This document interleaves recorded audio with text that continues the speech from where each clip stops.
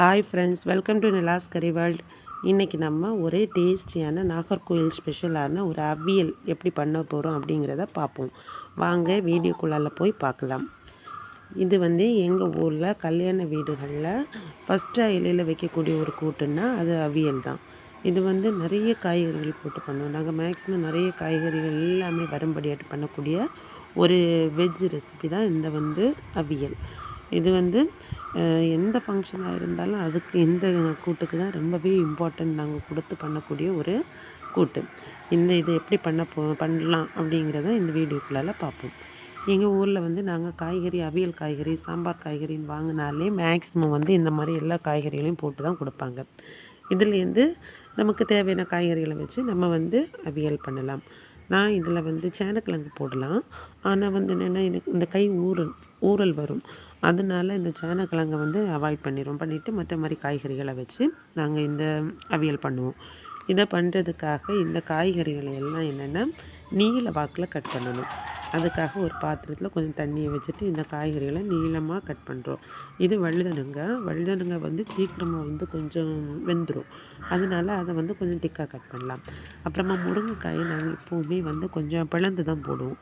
அப்படி ரெண்டாக பிளந்து போட்டால் தான் அதில் உப்பு, எரிப்பு, புளிப்பு எல்லாமே நல்லா ஏறும். அப்புறமா இந்த கேரட் கொஞ்சம் நல்ல கட்டியான காய்கறியில் அதனால அதை நல்லா ஸ்லைஸாக தான் கட் பண்ணணும். அப்படி நல்லா மெல்லிஸாக கட் பண்ணால் தான் ஈஸியாக அது வேகும். மற்ற எல்லா காய்கறிகளையும் கூடாலையும் வெந்து வரும். இல்லைன்னா ஒரு காய் வெந்திருக்கும், ஒரு காய் வேகாமல் எல்லாம் ஆகும். அதில் இந்த கட்டியான காய்கறிகளையெல்லாம் கொஞ்சம் மெலிசாக கட் பண்ணிவிட்டு இந்த கத்திரிக்காய் மாதிரிப்பட்ட காய்கறி, சாஃப்டான காய்கறிகளை கொஞ்சம் திக்காட்டு கட் பண்ணி போடலாம். எல்லாத்தையும் கட் பண்ணி எடுப்போம். இல்லை இந்த வாழைக்காய் நான் இன்றைக்கி பேயம் வாழைக்காய் தான் யூஸ் பண்ணியிருக்கேன். மேக்ஸிமம் கல்யாண வீட்டுக்கு சிங்கம் வாழைக்காய் யூஸ் பண்ணுவாங்க. இல்லைன்னா ஏத்த வாழைக்காய் நம்ம யூஸ் பண்ணலாம். ஆனால் ஏத்த வாழைக்காய் யூஸ் பண்ணியதாக இருந்ததுன்னா அதுவும் கொஞ்சம் மெல்லிஸாக தான் நம்ம கட் பண்ணணும். இப்படி எல்லாத்தையும் கட் பண்ணி வாஷ் பண்ணி எடுத்து வச்சுருப்போம்.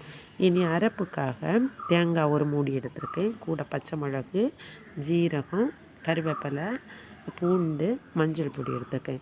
இந்த கருவேப்பிலை நம்ம போடும்போது அந்த கலர் கொஞ்சம் அழகாக இருக்கும். ஒரு க்ரீனிஷ் எல்லோ கலர் நல்ல அழகாக வரும். அதுக்காக தான் கருவேப்பிலையை யூஸ் பண்ணுவோம். இனி இந்த அரைப்புக்காக இந்த தேங்காயை மிக்சியில் போய் இதை மட்டும் அடிச்சுட்டு வருவோம். ரொம்ப அரைக்கக்கூடாது. அது கொஞ்சம் குறைன்னு இருக்கணும். அந்த பாதி தேங்காய் அப்படி திருவாக இருந்தால் தான் இந்த அவியலுக்கு டேஸ்ட்டாக இருக்கும்.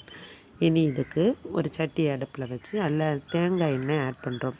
அவியல்னாலே அது தேங்காய் எண்ணெய், கருவேப்பிலை, தேங்காய் இதெல்லாம் தான் அவியலுக்கு அவ்வளோ ஃப்ளேவர் கொடுக்கக்கூடிய ஒரு இம்பார்ட்டண்ட்டான ஒரு திங்ஸு.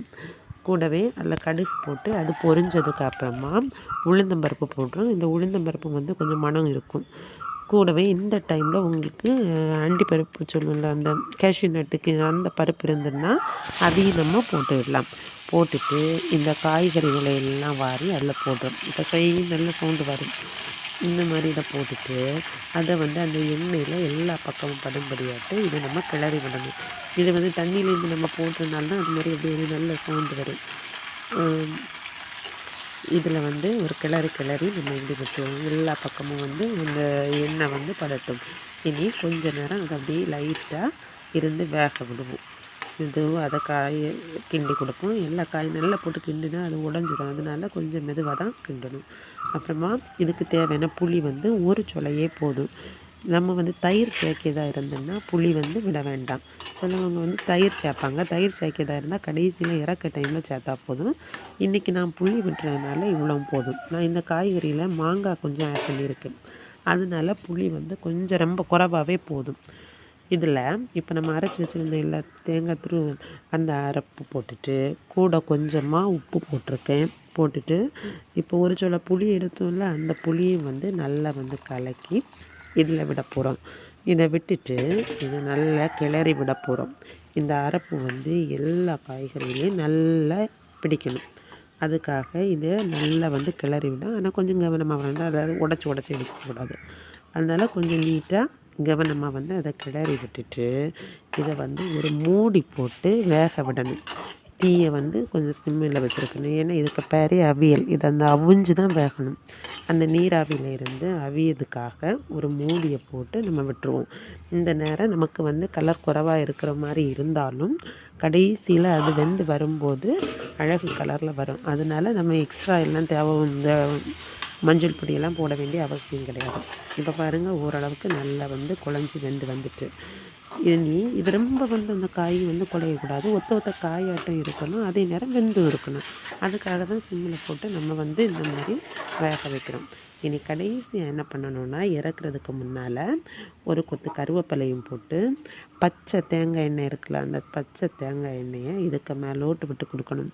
இந்த பச்சை தேங்காய் எண்ணெயும் அந்த கருவேப்பிலையும் தேங்காயும் அப்படி வரும்போதே அந்த அவியலுக்கு அப்படி ஒரு மனம் வரும். இனி நான் வந்து என்னென்னா ஒரு வாழை இலையை இதுக்கு மேலே வச்சு மூடி வச்சுருவேன். உங்கள்கிட்ட இருந்துன்னா வைங்க, இல்லைன்னாலும் தேவையில்லை. ஆனாலும் எனக்கு அந்த தேங்காய் எண்ணெய் அந்த வாழை இலைக்க மனம் அது இல்லைன்னா எங்களுக்கு நல்லா பிடிக்கும். அதனால் நான் ஒரு வாழை இலையும் வச்சு அதை இப்படி மூடி வச்சுருவேன். இப்படி மூடி வச்சு அந்த வாழை இலையோட ஃப்ளேவர் எல்லாமே அதில் இறங்கி இருக்கும். இனி இது ஒரு கொஞ்சம் நேரம் தாண்டினதுக்கப்புறமா நம்ம வந்து ஒரு சர்விங் பவுலில் வந்து அதை மாற்றிடலாம். மாற்றிட்டு அதை ஓப்பன் பண்ணாலே அப்படி ஒரு ஃப்ளேவர்ஃபுல்லாக இருக்கும். இது மாதிரியான நிறைய நாகர்கோயில் ஸ்பெஷலான ஃபுட்ஸு வந்து நான் என்னோடய சேனலில் அப்லோட் பண்ணியிருக்கேன். தேவையானவங்க எல்லாம் பார்த்துக்கோங்க. நாகர்கோயில் சாம்பார், பச்சடி, வாழைக்காய் வறுவல், இந்த மாதிரிப்பட்ட கூட்டுகள் எல்லாம், நார்த்தங்காய் தீயல் எல்லாம் வச்சுருக்கேன். பார்த்து சப்போர்ட் பண்ணுங்கள்.